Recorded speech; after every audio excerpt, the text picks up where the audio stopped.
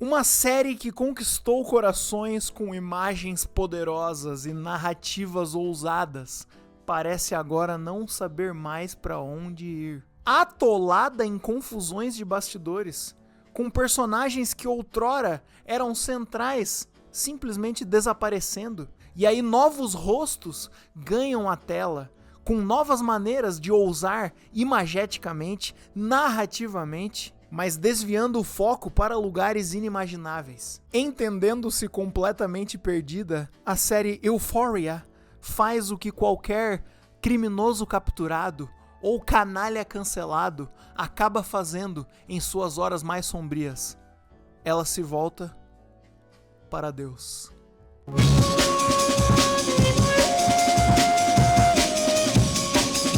Mas a voz do povo é a voz de Deus. E o que diz o povo sobre essa terceira temporada de Euforia?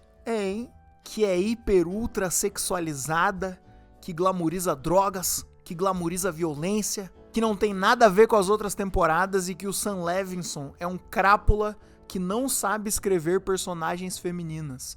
Se não for pra sofrer, se fuder, se prostituir, aparecer pelada. E primeiro começar dizendo que, parece realmente um salto gigantesco a gente olhar pra esse seriado que, nas suas 2 primeiras temporadas, era composto por adolescentes malucos vivendo o ensino médio mais ensandecido de todos os tempos e que agora, basicamente, a gente tá vendo uma estagiária do crime navegando a guerra sangrenta entre cowboys pretos gigolôs e nazi-narcotraficantes caipiras, enquanto a sua colega de classe ilegalmente loira quica os seus seios insanamente voluptuosos pelo mundo da cyberprostituição. Primeiramente para comprar flores para o seu casamento, mas depois para impedir que o seu marido perca todos os dedos das mãos e dos pés. Realmente, falando assim, parece um salto bem grande.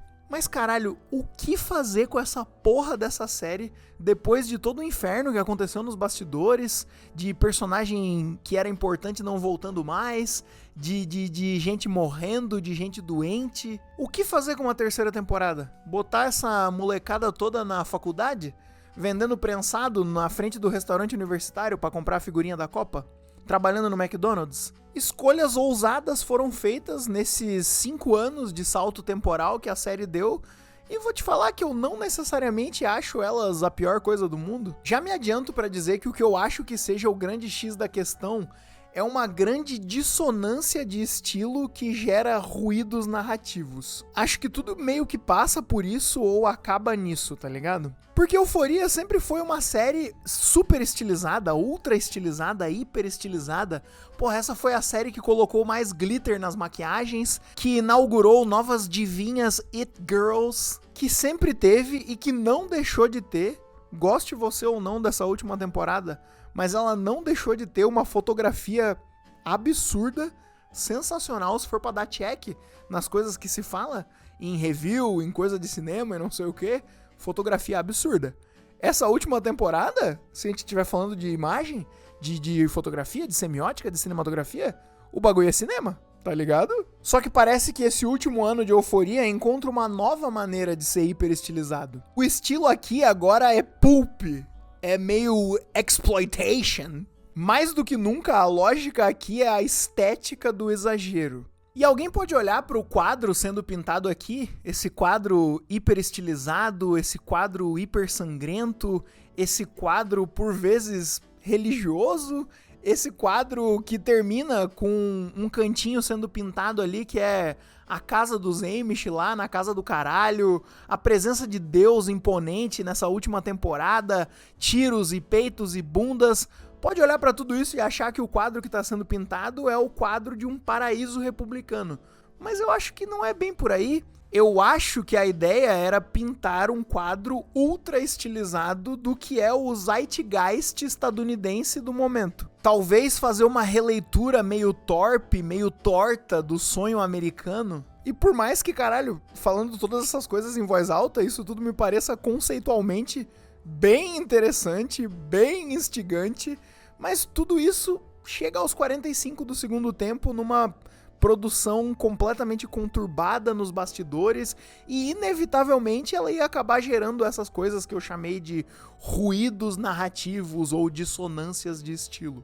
Eu não me considero um fã dessa série, eu comecei a ver ela da mesma forma que eu tô assistindo agora Donas de Casa Desesperadas, que a minha namorada começou a assistir isso e eu fui assistindo meio por cima do ombro, perguntando o que tava acontecendo. Quando ela terminou a primeira temporada, ela falou, tá, isso aqui é especial, eu quero que tu assista. Aí eu assisti e falei, porra, realmente isso aqui é interessante e especial? Digo isso pra me colocar no papel do não fã.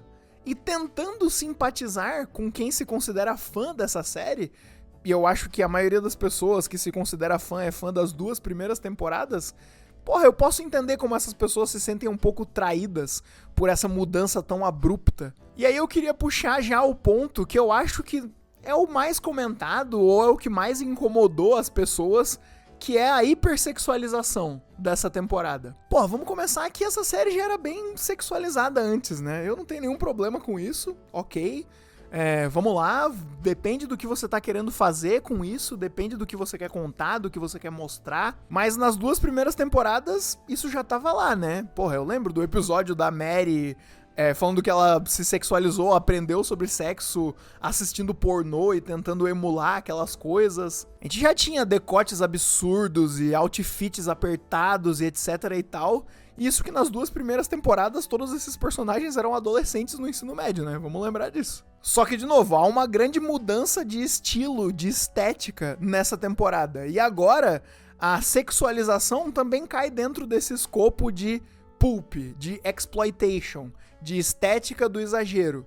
Então tudo tá exagerado. E aí eu lembro do quanto eu gostei do filme A Nora e do quanto, meu Deus, depois desse filme ganhar o Oscar, o quanto toda a conversa ao redor desse filme foi a coisa mais burra e moralista e insuportável da face da Terra. E realmente eu acho que tem bastante moralismo no olhar contemporâneo geral pras coisas, sabe? Porra, tem essa história aí, né, de que a nova geração não gosta de sexo nos filmes e, meu Deus, isso é uma pouca vergonha, dá pra contar essa história sem essa cena de sexo e etc e tal e blá blá blá, que obviamente é um discurso bobo e insuportável. Aí todo o plot da Cassie nessa 3ª temporada parece ser uma grande resposta a isso, sabe? Uma força contrária vindo com muita força. E aí, se for pensar estrategicamente, faz todo sentido, né? Um grande matar 2 coelhos numa cajadada só, porque calhou da Sydney Sweeney basicamente virar o maior sex symbol do mundo da primeira temporada pra cá. Porra, então encaixar essa personagem interpretada por essa atriz dentro de toda essa lógica que eu acabei de descrever parece ser a escolha mais óbvia do mundo, né? Mas eu vou te falar, eu não acho que é só moralismo burro não gostar de todo esse plot da Cassie nessa temporada. Ainda mais quando ela é basicamente a 2ª história mais importante de todas aqui. Eu entendo que a lógica seja essa estética do exagero, seja esse exploitation, seja ser pulp, mas mesmo assim, ainda me pareceu absolutamente exagerado ao ponto de que, sei lá, eu achei incômodo em vários momentos. Tem algo a ser dito aí, sabe? Sobre essa cyberprostituição, sobre essa atualização, e a série faz esses paralelos claramente, né? Tá ali intercalando o strip como os mecanismos antigos da sexualização, da venda de corpos e etc e tal. E esses mundos se cruzam em algum momento, mas tem paralelos a serem traçados e a série tá querendo dizer algo com isso. Mas, de novo, eu acho que se perde. E fica claro o quão distante a gente tá do restante dessa obra. Sei lá, emerge como uma coisa que, meu Deus, tem um destaque absurdo, é muito diferente do resto do que a gente tava fazendo com sexo nesse seriado. E eu acho que se perde narrativamente também, porque daí, ok, a gente transformou a Cassie nisso, nesse produto hipersexualizado. Aí a gente transformou a Jules numa sugar baby. Aí a gente transformou a Rue numa mula de traficantes que ora tá sendo essencialmente escravizada pelo núcleo dos nazistas e outra hora tá sendo essencialmente escravizada pelo núcleo dos cowboys pretos, outra hora tá sendo, sei lá, tentando ajudar a polícia ali o DEA a capturar essas pessoas. E aí a Mary, que tava sendo a minha coisa favorita de toda essa parte da história, porque, porra, era uma personagem maneira das primeiras 2 temporadas, uma das personagens que eu mais gostava, a atriz é maneira, tudo é legal, e aqui parecia que ela era um ponto de equilíbrio, assim, nessa parte da história, porque ela conseguia ter essa safadeza que essas ideias de gênero cinematográfico dessa temporada parecem ter. Então ela tem essa safadeza, tem esse lado safado, ela tá fazendo essa coisa meio sórdida, que é agenciar essa cyberprostituição e etc e tal. Mas, porra, ela ainda tem a malandragem dela, sabe? Ela ainda tem os recursos dela, ela ainda, porra, tá jogando o próprio jogo. Até que, beleza, essa personagem também fica refém do outro personagem lá, do Alamo, do grande cowboy, do grande dono das strippers. E, beleza, por uma situação muito específica, ela também perde a agência sobre a própria vida e perde o seu poder, perde os seus mecanismos de malandragem. E aí, pessoal, correndo o grande risco de lacrar errado, mas, meu Deus, quem que sobra? Sobra a Alexi, né? Como a única personagem feminina que tem algum tipo de agência sobre a própria história. Mas ela é quem? Ela é a Virgem Maria, né? Ela é a santinha. Olhando pra tudo isso de longe, porra, aí acaba parecendo que o quadro a ser pintado é o quadro de um paraíso republicano, tá ligado? E, meu Deus, nesse último episódio tem a cena em que a personagem da Lexi, que é a santa, está conversando com a personagem da Cassie, que é a prostituta, e elas estão tendo uma conversa sobre a Bíblia enquanto a prostituta está limpando os seus pintos de borracha. E daí eu assisti essa cena com um constrangimento, com uma torcida para que ela acabasse, e no fundo da minha cabeça algo me dizia: o Sam Levinson deve ter se sentido um gênio escrevendo isso, né? Ai, olha como eu sou um gênio. Elas vão estar falando sobre a Bíblia enquanto uma limpa seus pintos de borracha.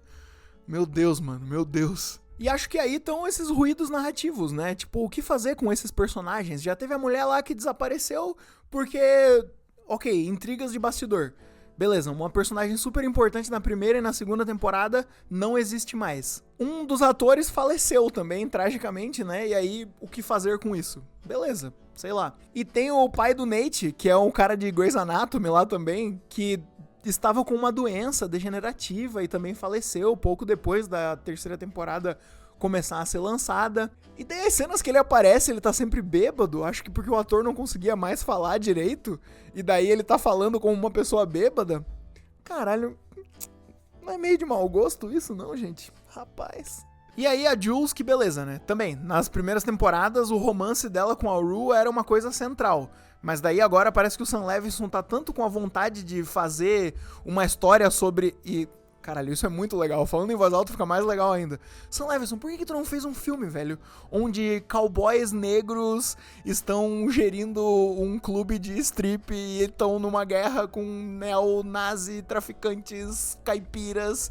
E daí tudo isso é super exagerado e super exploitation e super pulp e caralho, o tiro e não sei o que, blá, blá. Meu Deus, mano, assim, é muito interessante, é uma ideia muito legal, mas, meu Deus, não combina com uma série de adolescentes malucos. E ok, eu sei, é a terceira temporada, o que a gente ia fazer com essa série, e pelo menos é uma escolha ousada, mas, meu Deus, não combina.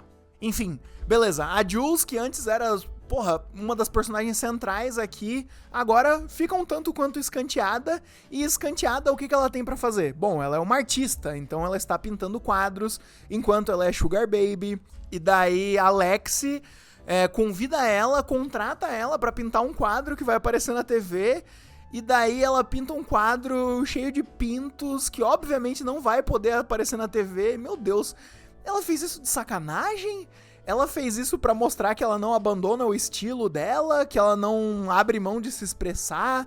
Caralho, o que era tudo aquilo, sabe? O que é toda a história dessa personagem, que daí agora termina no apartamento do ricaço, pra quem ela dá pra ganhar a vida, pintando um quadro do amor dela da adolescência, e acaba. A Mary e a Cassie, que eram amigas e viraram inimigas, daí elas se reencontram porque o ex delas, caralho, meu, isso foi muito legal. Ele tava enterrado e daí caiu uma cascavel dentro do caixão em que ele tava enterrado vivo, depois de cortarem todos os dedos e de baterem nele 1 milhão de vezes. E daí ele morre, e daí agora elas, ok, vão gerir uma grande casa online de pornografia e etc e tal. Acho que em vários momentos eu queria falar pornografia e falei prostituição nesse vídeo. Ok, tá ali, né? É no universo de trabalhadores sexuais. Posso não ter usado o termo certo, sei lá. E o próprio Nate, né, se fuder tanto nessa temporada, parece quase meio fanservice, assim, tipo, pô, vocês odeiam esse personagem? Agora olha o que eu vou fazer com ele. Tipo, ele vai perder todos os dedos da mão, ele vai ser enterrado vivo e vai ter uma cascavel comendo o cu dele. Porra, e as aventuras da Rue estavam sendo a minha coisa favorita dessa temporada. Essa temporada só me causou tensão e confusão. Eu ficava tenso, e daí eu ficava confuso, tipo, caralho, meu Deus, é isso que tá acontecendo agora? E daí eu ficava tenso de novo, e eu gostava de ficar tenso. Os momentos de tensão que essa temporada me causou foram, caralho, realmente impactantes e potentes. E daí a Rue tava sendo a minha coisa favorita dessa temporada, tipo, ok, né, beleza, esse personagem virou isso, mas bola pra frente, vamos lá, o que você vai me mostrar? E, né, tava sendo interessante, tava sendo legal. Aí nesse último episódio... Meu Deus, uma amiga minha falou que provavelmente ela ia morrer, né? Porque ela é uma narradora onisciente. Pra ela ser uma narradora onisciente, provavelmente a série ia terminar com ela morta, né? Mas, caralho, eu me senti tão traído no momento que tava acontecendo, que ela acorda empolgada. Eu pensei que, pô, ela não tomou a droga, ela conseguiu resistir. Mas não, daí era tudo um último sonho febril, um último delírio. Basicamente, a série usou o recurso do era tudo um sonho. Mas era tudo um delírio de droga antes dela ter a overdose final e falecer. E posso falar a sensação que eu fiquei? A sensação que eu fiquei nesse último episódio quando isso aconteceu é tipo, mata logo essa protagonista fudida pra gente ir lá resolver o resto da história, que era o grande interesse do autor, né? Os cowboys e os tiros e etc e tal. E porra, sei lá, de novo, um grande ruído narrativo, um grande fio da meada que foi cortado no meio do caminho. Um grande... Sabe aquele brinquedo que você tem que encaixar o bloco redondo no buraco redondo, o bloco quadrado no buraco quadrado? Parece um grande enfiar do bloco redondo no buraco quadrado. O bloco redondo até entra no buraco quadrado, né? Porque ele não tem as pontinhas ali, mas... sei lá, né? A maioria das pessoas... esperaria que você colocasse o bloco quadrado no buraco quadrado? Mas o grande visionário, produtor, diretor, escritor, roteirista, Sam Levinson, não é o homem que coloca o bloco redondo no buraco redondo e o bloco quadrado no buraco quadrado. E aí, de novo, eu entendo quem é fã dessa série ficar revoltado ou se sentir traído com essas dissonâncias, porque, meu Deus, realmente, antes parecia uma série com uma estética absurda, super ousada, super cool, tratando de temas polêmicos, e ainda é isso, ainda é uma série super, caralho, estilizada, com uma fotografia maravilhosa, tratando de temas polêmicos, mas parece que antes tinha um olhar mais sensível para os dramas desses personagens, para as interações entre eles, uma coisa mais bem construída e mais focada em personagens, enquanto que essa terceira temporada é mais focada em estilo, em histórias grandiosas. O escopo aumentou tanto que esses detalhezinhos ali, essa sensibilidade se perdeu, e tudo é um grande estilizar de sangue e bundas. E caralho, eu não sou contra um grande estilizar de sangue e bundas, mas de novo, Sam Levinson, caralho, faz um filme de cowboy, então. Mas claro que não dá pra fazer um filme de cowboy, porque a outra coisa que ele tentou fazer que não era Euforia foi aquela série The Idol, que também foi um fracasso do caralho. Então a única coisa que ele podia fazer agora era a terceira temporada de Euforia, e ele fez. Enquanto eu tava assistindo o decorrer dos episódios, eu fiquei pensando que essa temporada me parecia um grande o que deu pra fazer, sabe? Porque eu vagamente sabia de todos os rolos de bastidores e etc e tal que tinham acontecido. Mas eu acho que no final do último episódio eu entendi que não é o que deu pra fazer. É o que ele queria fazer com o que deu pra fazer, sabe? Euforia se encerra não como um universo redondo onde os fios da meada são amarrados de forma coesa e satisfatória. Mas ela termina de maneira extremamente autoral, isso dá pra dizer. Só que, caralho, por mais exuberantemente estiloso que sejam os melhores momentos dessa última temporada, ainda vem com todos esses ruídos de autoralidade e todas essas peças que não exatamente se encaixam. Acho ousado, acho imageticamente poderoso, mas acho narrativamente perdido. Não sei, fiquei com a sensação de que o Sam Levinson tava querendo ser o Tarantino nessa terceira temporada de Euphoria, sabe? Tipo, olha só, violência e sangue e drogas e sexo e etc e tal. Aquilo que eu falei, pulp, exploitation. E eu gosto, pessoal, eu acho maneiro. Porra, eu sei que o Tarantino é sionista hoje em dia e todo mundo odeia ele, etc e tal, mas vou mentir pra vocês? Não vou mentir não, eu adoro os filmes do Cabra, eu acho massa, o que eu posso fazer? Eu gosto, tô sendo sincero, tô sendo honesto. Eu queria muito que o Sam Levinson tivesse nascido no Brasil e dirigisse a cinebiografia do Neymar. Caralho, eu teria muita vontade de ver esse filme. Mas eu não vivo nesse mundo e nem você vive nesse mundo. A gente vive num mundo onde Euphoria acabou de acabar. E eu acho que isso é tudo que eu tenho a dizer a respeito. Me diga aí nos comentários o que você concorda, o que você discorda, o que você achou. Deixa o seu like, se inscreva e tchau, tchau.